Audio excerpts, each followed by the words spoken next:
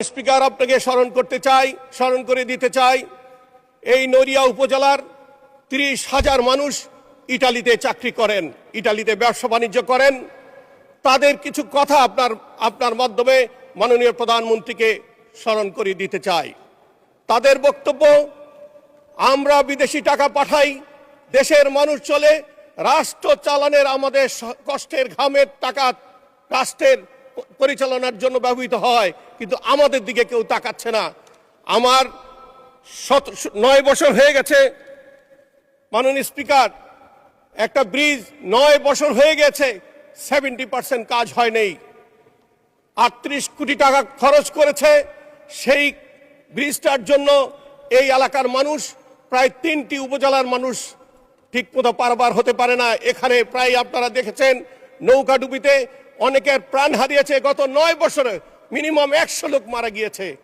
কি করেছে? পুরনো ব্রিজটাকে ভেঙে নতুন ব্রিজ করা শুরু করেছে।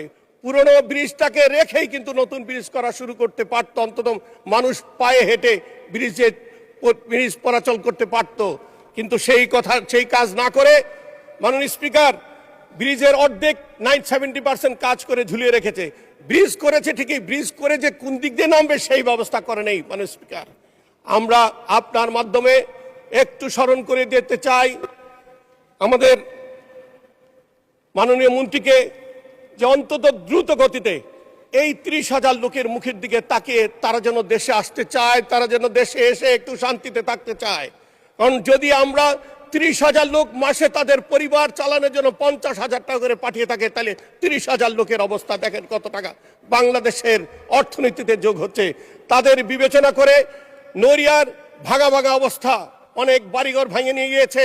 তারা দেশে ইনভেস্ট করতে চায়।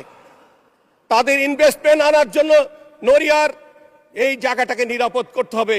নড়িয়ার 150-200 কোটি টাকা ব্যয় একটা হসপিটাল পড়ে আছে গত 18 মাস যাবৎ। সামান্য একটা রেড পিটিশন করে হসপিটালটা বন্ধ করে রেখেছে। নড়িয়ার মানুষ